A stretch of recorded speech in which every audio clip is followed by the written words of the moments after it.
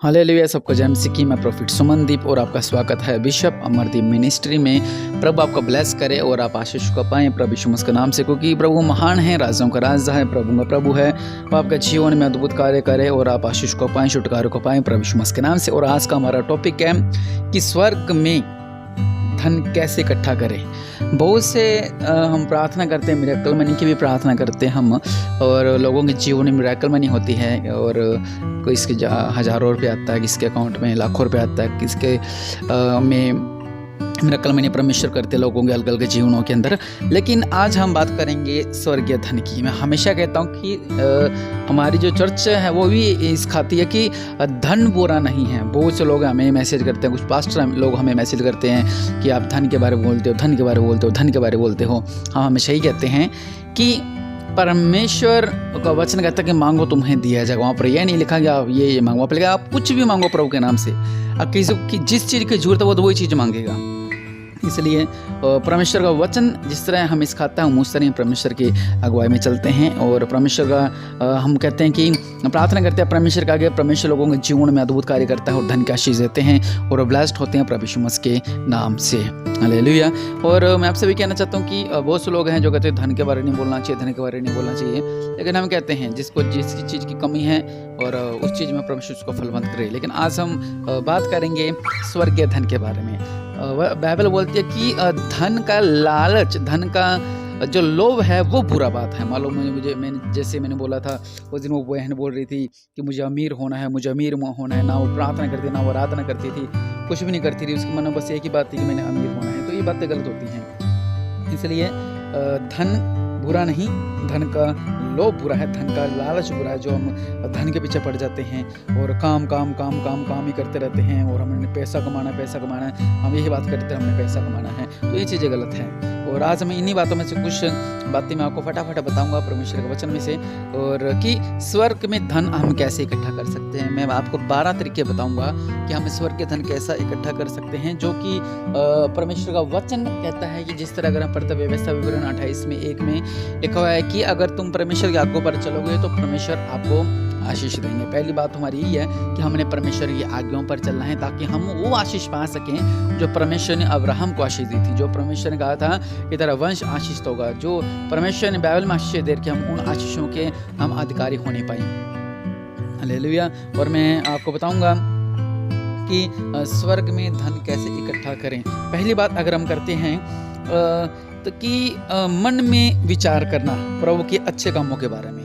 जिस तरह पवित्र वचन कहता है कि प्रभु के कामों को याद किया करें और उसको स्मरण किया करें। ये एक बहुत ही, वैसे तो बहुत बड़ा टॉपिक है जो मैं आपको बता रहा हूँ, मैं आपको शॉर्ट में आपको बताऊंगा। जैसे कि स्मरण करना मतलब कि मेरे हालात ऐसे बुरे चल रहे हैं और मैं टूट चुका हूँ, मैं बहुत ज़्यादा परेशान हो चुका हूँ, लेकिन उन कामों में हमें परमेश्वर के कामों को स्मरण करना चाहिए, परमेश्वर के कामों को याद करना चाहिए। हालेलुया। कि परमेश्वर ने कैसे कैसे लोगों के जीवन में अद्भुत कार्य किए हैं। मतलब कि रोगी है वो इनके याद करें, कैसे परमेश्वर ने उस लहू बहने वाले को चंगा किया, कैसे परमेश्वर गूंगे चंगा किया, कैसे प्रभु ने अंधों को आंखें दी, कैसे परमेश्वर ने कोढ़ियों को चंगा किया। तो परमेश्वर के कामों को स्मरण करें। जब आप एकांत में बैठे हुए हैं, तब जब आपको निराशा आपको दबा रही है, आपकी कमियां आपको दबा रही है, तो आपने क्या करना, परमेश्वर के कामों को याद करना है। हालेलुया। और हमारी नौकरी नहीं लग रही है, हम पक्के नहीं हो पा रहे हैं, हम बहुत स्ट्रगल कर रहे हैं, हमारी नौकरी नहीं लग पा रही, हमें प्राइवेट जॉब नहीं लग रही, हमारी गवर्नमेंट जॉब नहीं लग रही है। तो परमेश्वर के वचनों को याद करें कि परमेश्वर ने सक्सेस किया, परमेश्वर ने जो बिल्कुल ही डाउन थे परमेश्वर ने एकदम से उठाया और ऊंचाइयों पर लेके गया। हालेलुया। जो परीक्षाओं में जैसे चल रहे हैं, वो युग के बारे में देखें कि उसके पास सब कुछ अच्छा था, लेकिन अचानक उसके ऊपर इतनी बड़ी परीक्षा आई कि उसका जो आपको पता है उसके साथ क्या हाल हुआ था, टूट चुका था वो पूरा का पूरा। लेकिन परमेश्वर ने उसको 2 गुना आशीष दी। परमेश्वर के वचन को स्मरण करिए अपने हालातों को लेकर। अगर आपका पति आपसे चला गया, आपको छोड़कर चला गया, अगर आपकी पत्नी आपको छोड़कर चली गई है, तो परमेश्वर वचन क्या कहता है, हमें सिखाता है कि हमें एकजुट से रहना है, हमने एक साथ रहना, परमेश्वर के साथ रहना है और परमेश्वर के प्रार्थना करनी है। और जो से हम परमेश्वर के बातों को याद करेंगे, जो हमारी कमी है परमेश्वर उसको दूर करेंगे। हालेलुया। पहली बात ये मन में विचार करना प्रभु के अच्छे कामों को। और दूसरी बात है कि प्रभु को अपना समय देना। हाँ, बहुत से लोग हैं जो हम परमेश्वर को समय नहीं देते हैं। जब हम परमेश्वर को अपना समय देंगे, परमेश्वर कह रहा है कि मैं तुमसे मिलने की लालसा रखता हूँ। हालेलुया। हालेलुया। परमेश्वर वचन कहता है कि मैं तुमसे मिलने की लालसा रखता हूँ। और परमेश्वर कहते हैं कि जिसने तुम्हें समय दिया उसके पास, आपके पास उसके लिए समय नहीं है। परमेश्वर ने हमें सांस दी, जीवन दिया, आंखें दी, चलने की शक्ति दी, पावर दी, सामर्थ्य दी, काम करने की शक्ति दी है, दिमाग दिया कि हम कोई बिल्डिंग बना सके, दिमाग दिया हम इंजीनियर का काम कर सके, दिमाग हाथ दिए कि हम अच्छा काम कर सकें, दिमाग दिया कि हम कंप्यूटर का काम कर सकें और हम इंजीनियर बन सके। बहुत सी ऐसी बातें जो हमारे जीवन में हुई है, लेकिन हमने समय परमेश्वर का देना है। जब हम समय परमेश्वर को लिए देंगे तो इसका मतलब ये है कि हम स्वर्ग में अपने लिए धन इकट्ठा कर रहे हैं, क्योंकि ये सब बातें पवित्र बाइबल में लिखी हुई हैं कि प्रभु को अपना समय दें। हालेलुया। और तीसरी बात लिखी हुई है कि हम स्वर्ग में धन किस तरह इकट्ठा कर सकते हैं, जो प्रभु में हैं और जो पीछे हो गए हैं उनको वचनों को समझाकर। बहुत से लोग हैं जो प्रभु में चलते चलते जब उनको परीक्षाएं आती हैं तो वो परेशान हो जाते हैं, परमेश्वर को छोड़ देते हैं। लेकिन वो एक बात भूल जाते हैं कि एकमात्र सच्चा परमेश्वर यहोवा परमेश्वर ही है, हमारे प्रभु यीशु मसीह ही है। उससे अलग हक होकर आप कुछ भी नहीं कर सकते। जिस तरह वचन कह रहा है कि परमेश्वर से अलग होकर तुम कुछ भी नहीं कर सकते। चाहे वो अगर आप परमेश्वर से अलग हो गया, आप कहीं और चले गए हो, चाहे आपके दिन अच्छे चल रहे क्यों ना हो, चाहे आपको अच्छी नींद क्यों ना आ रही हो, चाहे आपके घर में सुख क्यों ना हो, लेकिन ये सुख वो है जो कि दुख के साथ मिलकर आता है। और वही तरह वचन का कहता है कि परमेश्वर कभी भी सुख के साथ दुख नहीं मिलाते हैं। हालेलुया।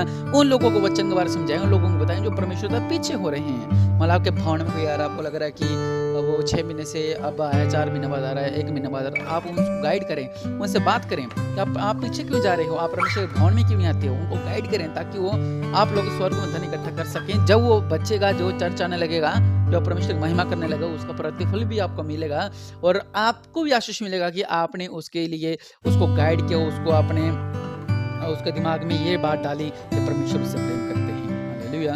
और हमारी अगली बात है कि जो लोग नाश हो रहे हैं उनको गवाही देना। हमारे आपने देखा होगा कि बहुत से ऐसे लोग हैं कि जो कि हमारे चर्च में कि जो गवाही को सुनते हैं और उनके बीच में जो चमत्कार होता है, जब गवाही को सुनते हैं, तो चमत्कार को सुनते हैं तो उनके बीच में अद्भुत कार्य होना शुरू हो जाता है। हालेलुया। और इसीलिए लोगों को जाकर अपनी गवाही को जरूर शेयर करें। ये नहीं सीधा जाके आओ मैं आपको अपनी गवाही बताता हूँ, ऐसा नहीं। चर्च में बहुत से तरीके होते हैं। चर्च में लोग आते हैं, नए लोग आते हैं, उनसे अपनी गवाही को शेयर करें कि हाँ मैं पहले पाप में था, हाँ पहले मैं नशा करता था, हाँ पहले मैं ये काम करता था, हाँ पहले मैं ऐसा काम करता था। ऐसे बातें उनसे शेयर करें और उनको बताएं कि ये मेरे जीवन में मेरी ये पहले थे स्थिति थी, लेकिन आज मैं आशीष हूँ। मैं ऐसे बहुत से मसीह फैमिली को जानता हूँ जो मुझसे मिलते हैं, बात करते हैं, लेकिन जो उनकी हालात पहले थे, जो उनकी शक्ल पर पहले ही था, लेकिन मसीह में आने के बाद उनके फेस को पर एक शांति है और एक अलग सा उमंग है, एक अलग सा रोशनी, एक अलग सा जलाल है। लेकिन क्योंकि हम पवित्रताएं में चले जाते हैं, इसलिए अपनी गवाही को जरूर शेयर करें ताकि हम स्वर्ग में धन इकट्ठा कर सकें हमारी गवाही के द्वारा। आपने देखा होगा कि YouTube के ऊपर जो हमारे बिशप जी की गवाही है उसको सुनकर बहुत लोगों का जीवन में बदलाव आया कि बिशप अमरजीत की ये गवाही है। आपने और भी टेस्टिमनी पास्टर लोगों की सुनी होगी कि कैसे परमेश्वर के जीवन में चमत्कार किया, और इनको सुनकर लोगों के जीवन बदलते हैं। इसलिए अपनी गवाही को जरूर शेयर किया करें। और अगला पॉइंट है हमारा चर्च में सेवा कार्य है। बहुत से लोग हैं, 2 तरह के लोग होते हैं कि बहुत से लोगों के अंदर 2 तरह के आते हैं कि जो लोग सेवा भावना दिखावे के लिए करते हैं। इसका मतलब वो जो भी कार्य करते हैं उनके लिए वो लाभदायक नहीं है। और एक ऐसे हैं जो कि बेचारे शांति से काम करते हैं, चाहे उनका कोई नाम हो चाहे नाम ना हो। मान लो किसके फोटो खींच रहे हैं, उसके फोटो नहीं आई, उसको मन में आ गया यार मेरी तो फोटो नहीं खींची, ये क्या हो गया। तो ये सेवा भावना नहीं है आपके अंदर। हालेलुया।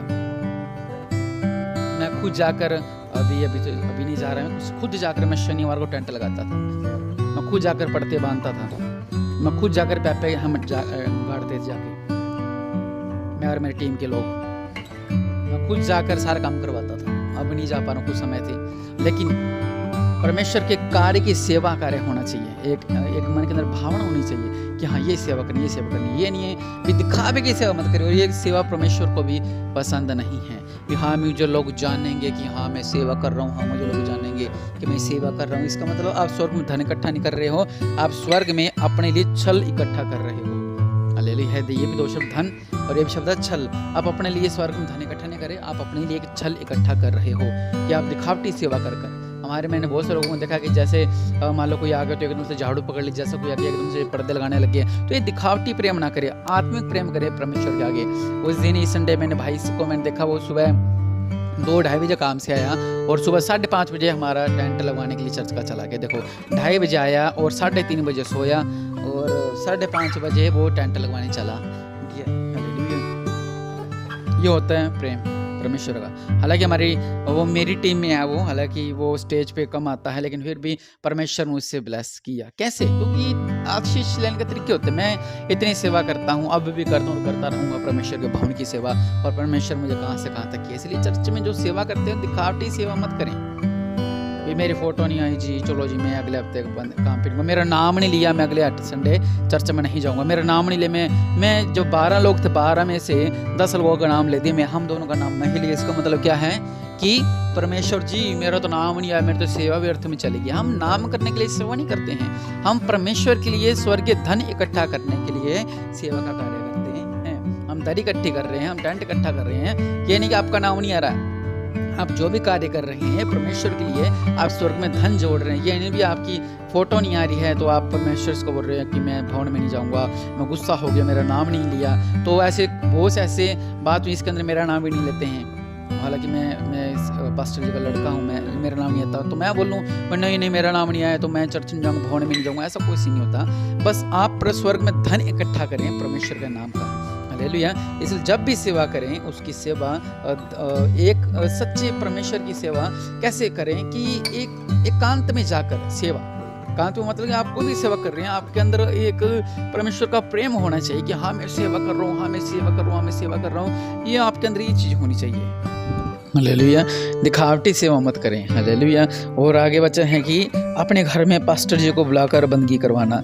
बहुत से लोग हैं जो कि बंदगी नहीं करवाते हैं, चलो 20 साल में एक बार करवा ली, 2 साल में एक बार करवा ली, ऐसा नहीं है। अगर आप स्वर्ग में धन इकट्ठा करना चाहते हैं तो अपने घर में बंदगी जरूर रखवाएं। पवित्र बाइबल में जहाँ जहाँ पर परमेश्वर के दासों ने उनके घर में पाँव रखा वहाँ पर क्या हुआ, वहाँ वो घर आशीषित हुआ, वहाँ वह घर फलवंत हुआ।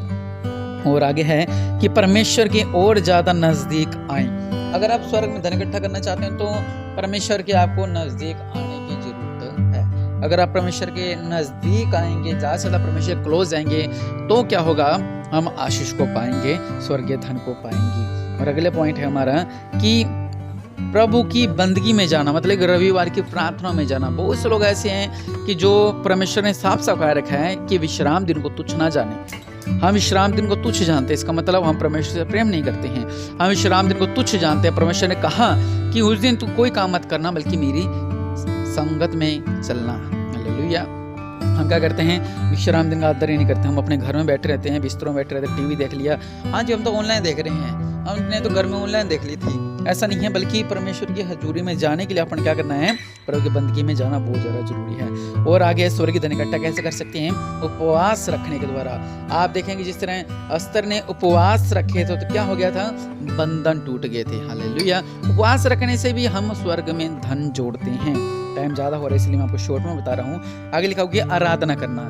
जितनी हम आराधना करते हैं परमेश्वर आराधनाओं को बहुत ज़्यादा प्रसन्न करते हैं, आराधना को बहुत ज़्यादा प्रसन्न करते हैं। स्वर्ग में हमेशा स्वर्गदूत क्या करते हैं, धन्यवाद धन्यवाद धन्यवाद आराधना करते रहते हैं, यहाँ तक कि पंखों में से हालेलुया की सुरों की आवाज़ निकलती है। हालेलुया। और आगे है लास्ट पॉइंट हमारा, धन्यवाद की प्रार्थना। हम लोग धन्यवाद की प्रार्थना नहीं करते हैं। स्वर्ग में धन इकट्ठा क्या करते हैं, हम धन्यवाद की प्रार्थना नहीं करते हैं। जैसे कि मैं आराधना करने के बारे में बता रहा था कि बहुत से लोग जो आराधना में जाते हैं वहाँ पे खड़े रहते हैं, देखते रहते हैं। नहीं, लोगों को मत देखें, आप अपने आप को देखें कि हाँ मैं आराधना कर रहा हूँ, मैं स्तुति कर रहा हूँ परमेश्वर की, मैं अब फलवंत होने वाला हूँ। 20 संडे में आशीष को पा जाना है, 1 संडे मैंने फलवंत हो जाना है, अब मैंने ब्लेस हो जाना है, अब मैंने आशीष को पा जाना है। तो हम ये चीज़ों को नहीं मानते हैं। हाँ बस आराधना में गए 2 मिनट खड़ा नहीं, बल्कि आप इस बात का सोचें कि जब पौलुस और सिलास जेल में बंद थे तब क्या हुआ, वहाँ पर वो आराधना कर रहे थे, भजन गा रहे थे, तो वहाँ पर खिड़कियाँ जो एक भूकंप आया कि बंदी की नींव तक हिल गई थी। हालेलुया। इसका मतलब जब आप आराधना करते हो तो आपसे तो पत्ता भी नहीं हिल पा रहा है, इसका मतलब आप आराधना नहीं कर रहे हो, आप सिर्फ खड़े रहते हो और आप और कहीं बकरी आप खोलने चले गए, आप घर का भैंस को खाना देने चले गए, अरे यार मैं तो सब्जी रखना भूल गई, मैं तो गैस बंद करना भूल गया। ऐसी बातों पर हम अपना ध्यान लगा रहे हैं, व्यर्थ की बात पर हम अपना ध्यान लगा रहे हैं, और जब हमारा ध्यान आराधना में नहीं होता है तो शैतान हमारे अंदर बीज बो जाता है।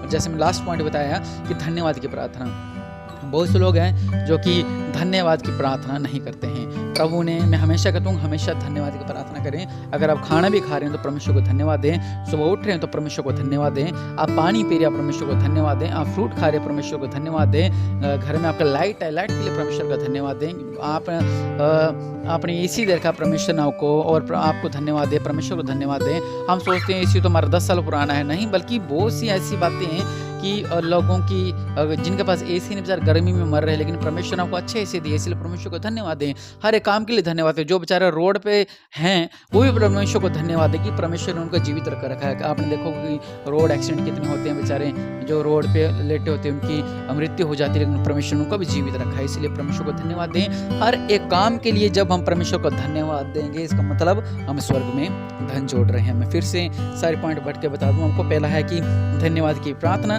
दूसरा है आराधना करना, तीसरा है उपवास करना, चौथा है प्रभु की बंदगी में जाना, और पांचवा है परमेश्वर के लिए उत्तम भेंट देना। ये मैंने आपको बताया ही नहीं था और ये मैं फिर से भी आपको बता रहा हूँ कि जब हम परमेश्वर के लिए उत्तम से उत्तम भेंट देते हैं, ये नहीं कुछ भी उठा कर दे दिया, परमेश्वर उसका प्रसन्न नहीं करते हैं। और अच्छे से अच्छा परमेश्वर के लिए हम जब भेंट देते हैं तो वो भी हम क्या कर रहे हैं, परमेश्वर के लिए स्वर्ग में धन इकट्ठा कर रहे हैं, क्योंकि यही एक तरीका है कि हम आशीष कैसे पा सकते हैं। जब हम बीजते हैं तभी हम काटते हैं, अगर हम बीजेंगे नहीं तो हम काट नहीं सकते हैं, इसलिए परमेश्वर के लोगों में ज़्यादा से ज़्यादा बीजना है।